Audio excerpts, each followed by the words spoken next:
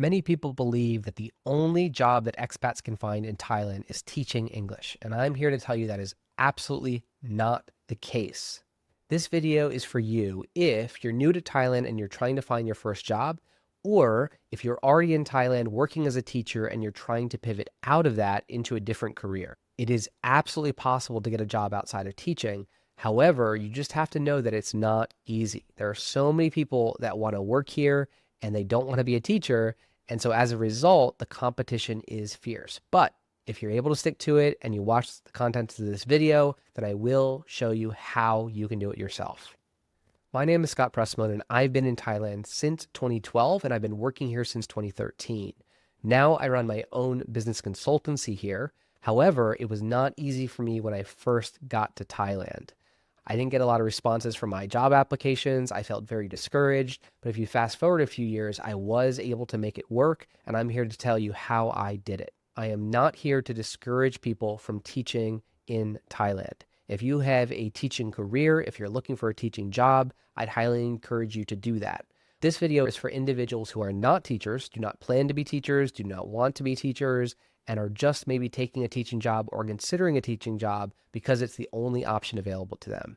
And I wanted to create this because I do not think that a teacher that does not care about the career and does not care about what they're doing is going to end up providing value to themselves or the people that they are teaching. And so I want to provide a pathway outside of that so people can kind of find the right career for themselves here in Thailand. Now, this is what the typical process looks like.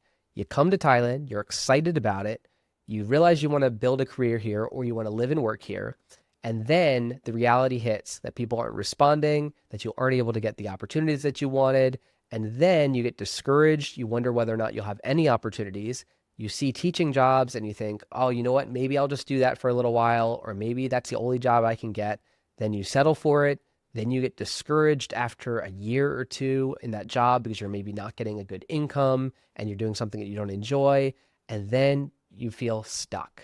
And again, that's what I want to help you overcome if you're either in that situation today or if you fear that you might go down that track.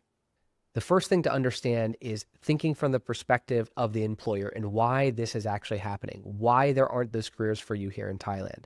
The first thing is salary. Because truthfully, if you came from a Western country and you're anchored to a higher salary, when you come to Thailand, and if you are demanding a high salary in Thailand, the question becomes, why would an employer hire you? Why would they take someone who's more demanding, wants a higher salary, and is not even adjusted to Thailand yet?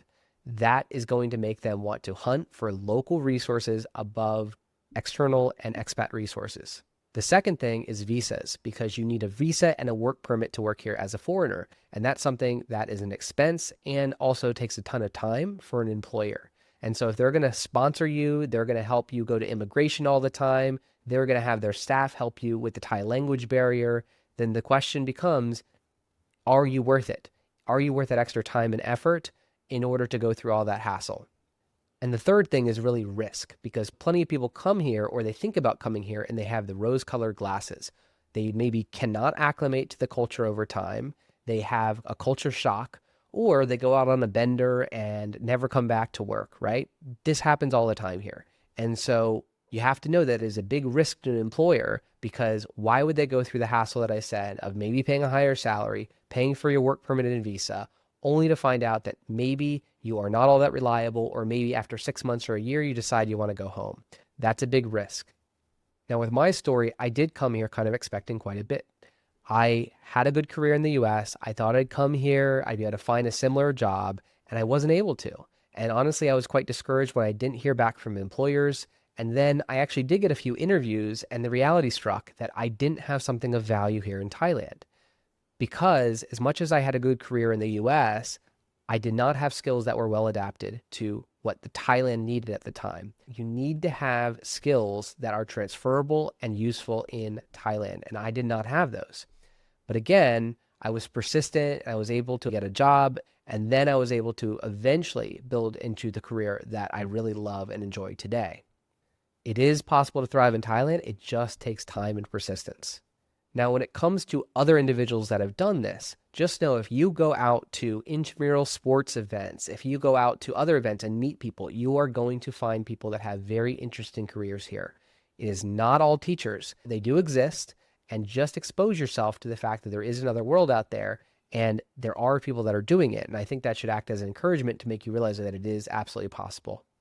Now, here's the framework that I would recommend if you're new to Thailand, you have not got a job yet. The first thing is to go to a ton of events, meet everyone that you can, talk to as many people as you can. Do not be pitching yourself as looking for a job. Instead, listen, be a sponge, better understand what's going on here. Step number 2 is to then adapt your skill set to the need that you are hearing in the market. So if you're able to adapt your skill set to the local Thai market, then opportunities will arise, but you have to make that adaptation. Then number 3 is to continue to network. Now that you understand how to position yourself and where you fit in, you need to go to those events, meet more people, and form more relationships. And I mean relationships. I don't mean connections like a business card collection. I mean actually getting to know people and trying to provide value to them, sharing to them how you can help them, and continuing to talk and nurture those relationships. Now, in addition to meeting people in person, you also should apply to jobs that are found online on like JobsDB. Now, one tip around that is to look for companies that are BOI companies, Board of Investment companies. These would be foreign companies that have operations in Thailand. The reason BOI companies are so important is because it's much easier for them to employ foreigners, and they don't necessarily have to adhere to this 4-to-1 ratio of Thai employees to foreign employees. And so although it's still a hassle for them to go through that visa and work permit process, it still is a lower barrier for them to do that because they don't need to adhere to some of these other regulations that Thai companies need to adhere to. So I would definitely give preferential treatment to companies that are BOI companies. And then if you are able to get an interview, set yourself apart in that interview. Do not be asking for things. Do not be demanding things. Show how much you can provide value and show them how much you care about them. And that means after the interview, maybe sending them a letter, maybe a note. Now, I mean an actual handwritten note. I did that myself, and it really did set me apart from other people that clearly would not send a personalized thank you letter in the mail as I did. You're going to have to do something extra in order to stand apart. Now, let's say on the other hand that you're not new to Thailand and you already have a teaching job here and you're trying to switch. Well, I would recommend the exact same thing in that you have to go to events to meet people. But here's the difference. If you have a very highly demanding teaching job, chances are you're not going to be able to go to evening events. You're going to be exhausted after the day of lesson planning and all the other things that you have to do. I would say try to have a teaching job that is not so demanding.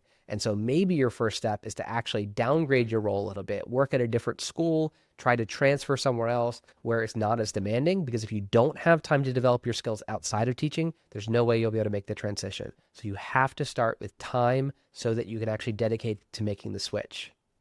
And then just like someone who's new to Thailand, you have to develop your skills and adapt them in a way that is going to meet a demand in Thailand. And so you're going to events, you're learning from them, you're building up a skill set, you're studying on the weekends, you're studying on nights, you're doing what you can to build up that skill set. Now, another difference that would come if you already are teaching in Thailand is I'd actually discourage you from introducing yourself as a teacher.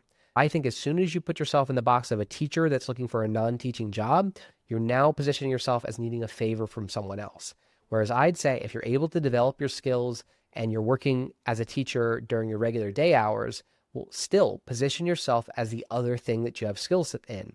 So maybe again, if you're doing marketing, if you're doing web development, if you're doing other things like this, that's how you present yourself. That's the skill that you're providing to others. Lead with that as opposed to leading as a teacher. Another small tip here for everyone would be try to work in a company that actually has the growth potential. So potentially they have a large customer service operation, in which case your English communication skills would help. Potentially they have other departments that you could maybe move into at a later time. And so I would say that a larger company might have more opportunities. A smaller company might as well, but it has to be something that has other steps for you to take. If there's one role for one foreigner doing one thing, you probably won't be able to work up the corporate ladder within that organization. And so it's really important that you select a company that's going to give you some growth potential and you can actually move within that company up to build that skill set up even further. So here's the thing that you really should take away from this.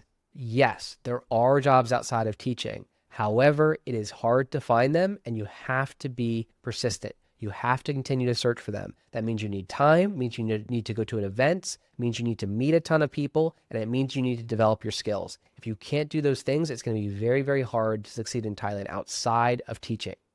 Because remember, you do not want to ask favors for others. You do not want to ask others to give you a job as a favor. Instead, you need to provide value up front to the companies that exist here that are already searching for those skills that are already in high demand. And then you need to position yourself as providing those skills. Now, I hope you got some value out of this. If you did, all I ask is you click like and you subscribe to the channel. And if I missed anything, or if you have any other ideas, then leave them in the comments. That's all I have for now. I hope again you got value, and I will catch you on the next one. Bye for now.